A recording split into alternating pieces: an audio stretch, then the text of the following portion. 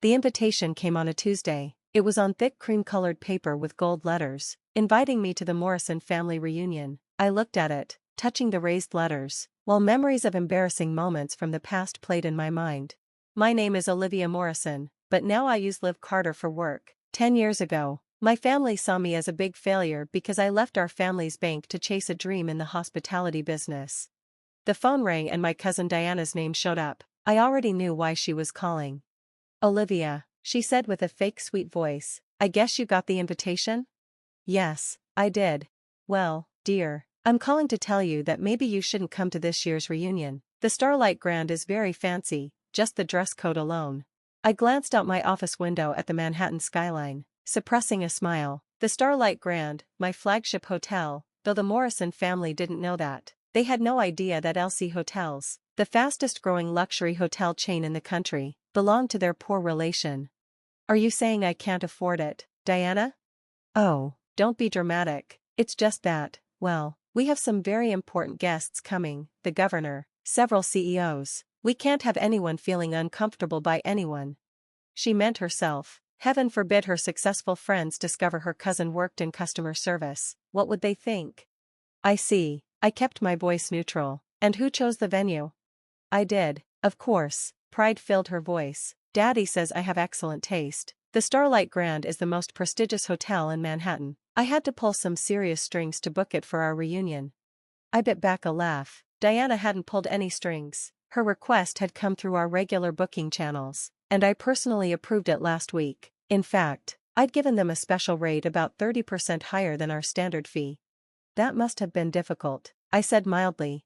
"Well, not everyone has my connections. The owner, Elsie Carter, is notoriously private, but her staff was quite accommodating once they heard the Morrison name." Of course they were. I'd instructed them to be. "How interesting." "Anyway," Diana continued, "I'm sure you understand, perhaps next year, if your situation improves. Are you still working at that little hotel in Brooklyn?"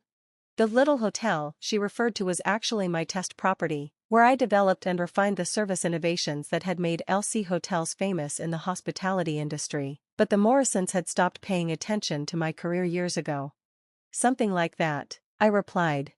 After hanging up, I sat back in my leather chair, memories washing over me. 10 years ago, I'd been fresh out of Cornell's hotel administration program, eager to learn the business from the ground up. My family had been horrified. "A hotel clerk?" My father had roared. "No daughter of mine will wear a name tag and carry luggage." But I'd stuck to my plan, working every position from housekeeper to front desk manager. I learned every aspect of the business, identifying problems and innovating solutions. Within 3 years, I'd opened my first property under the LC Hotels banner. Now, at 32, I own 17 luxury hotels across 3 continents. The Starlight Grand, my Manhattan flagship, had revolutionized the industry with its blend of classic luxury and cutting-edge technology. The same family that had once mocked my career choice now considered it the height of prestige to hold the reunion there. My phone buzzed. A text from my assistant Marcus. "The Morrison family reunion contract needs your final signature. Shall I bring it up?" I smiled, typing back, "No need, I have plans for this one." Opening my laptop, I began making arrangements. If my family wanted to ban me from the reunion for being too poor, they were in for quite a surprise. The Starlight Grand was about to host a revelation none of them would ever forget. Memories flooded back as I worked, every snide comment, every dismissive glance, every family gathering where I was seated at the far end of the table, away from the successful relatives. Deanna's wedding 3 years ago had been the worst. She'd seated me with the catering staff, telling everyone it was so I'd feel more comfortable with my own kind. The fact that I had already owned 12 hotels by then didn't matter. They'd never bothered to look beyond their own assumptions. My sister Meline had been the only one to stay in touch, though even she didn't know the full extent of my success. She called just as I was finalizing the arrangements. "Liv," Diana called me. "She said she had to uninvite you from the reunion." "I'm so sorry." "Don't be," I replied, signing the last document with a flourish. "Actually, I have a favor to ask. Could you make sure everyone arrives exactly at 7 p.m.? It's important." "Why, what are you planning?" "Let's just say Diana isn't the only one with connections at the Starlight Grand." The next 2 weeks passed in a blur of preparation. I personally supervised every detail, from the menu to the floral arrangements. The Morrison family wanted luxury, I would give them a show they'd never forget. The night before the reunion, I stood in the hotel's grand lobby, watching the staff polish every surface to a mirror shine. The crystal chandeliers sparkled overhead, and the marble floors gleamed like sheets of ice. Everything was perfect. Marcus appeared at my side, tablet in hand. All arrangements are in place. The new signage will be unveiled at exactly 7:15 p.m. tomorrow. Are you sure about this? I nodded, thinking of Diana's condescending phone call and years of subtle, and not so subtle, humiliation. Absolutely sure. After all, it's not every day I get to welcome my family to my hotel. I smiled, imagining their faces when they realized the truth. Tomorrow would change everything, and I was ready. At precisely 6:45 p.m., on the evening of the reunion, I stood in my private office on the top floor of the Starlight Grand, watching the Morrison family arrive through the security feeds. They came in waves of designer clothes and expensive jewelry, each trying to outshine the other. Diana swept in wearing Valentino, directing staff like she owned the place. My father's Bentley pulled up to the valet station, followed by a stream of luxury cars carrying aunts, uncles, and cousins I hadn't seen in years. Everything's ready, Marcus said, adjusting his tablet. The staff knows their cues. Should I have security on standby? I shook my head. No need. The Morrisons care too much about appearances to make a scene in public. I smoothed down my custom-made suit, Armani, though they wouldn't expect me to know the difference. Let's give them time to settle in. Through the cameras, I watched my family members gather in the grand ballroom. Diana held court near the champagne fountain, loudly explaining how she pulled strings to secure the venue. My father stood with his business associates, probably discussing the latest banking merger. Even my distant cousins were there, all carefully positioned to show off their perceived status.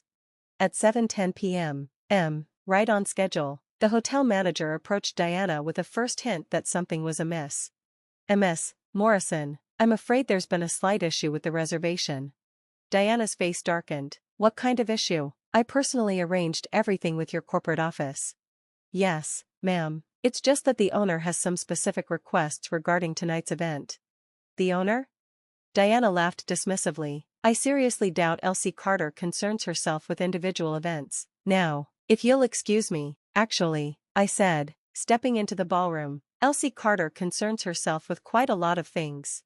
The silence that fell over the room was absolute. Every head turned toward me, the uninvited relative, the family embarrassment, standing in the doorway of Manhattan's most prestigious hotel, wearing a suit that cost more than Diana's car.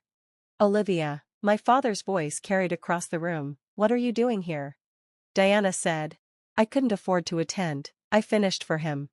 Walking slowly into the center of the room, she was concerned I might embarrass the family. Diana stepped forward, her face flushed with anger. This is a private event. I'll have security remove you. No, I cut her off. You won't. On cue, Marcus pressed a button on his tablet. The massive screen behind the stage lit up with the hotel's logo and, beneath it, my full name.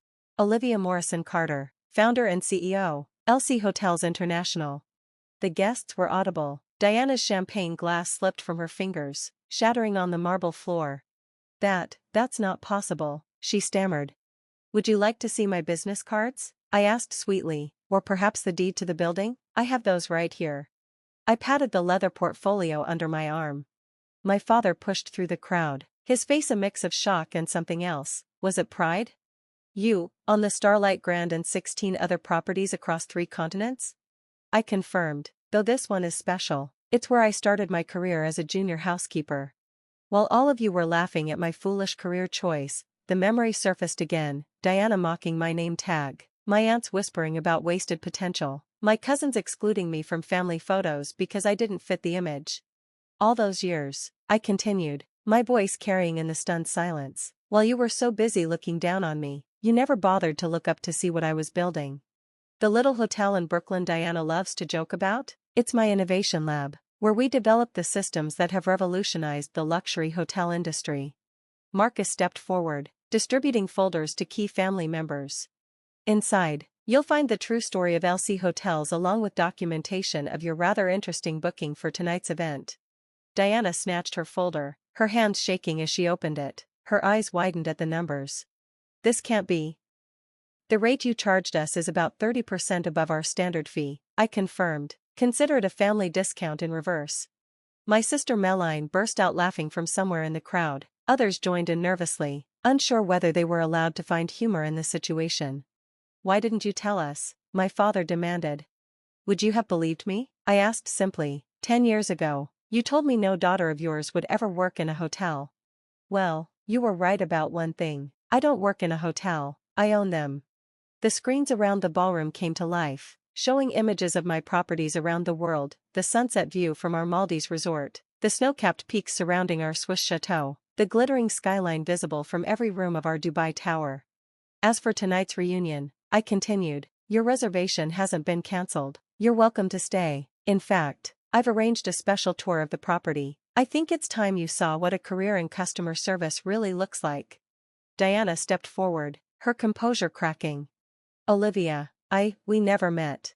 "Yes, you did." I cut her off gently. "You meant every snide comment, every exclusion, every moment of mockery. But that's okay, because while you were all so busy maintaining appearances, I was building something real."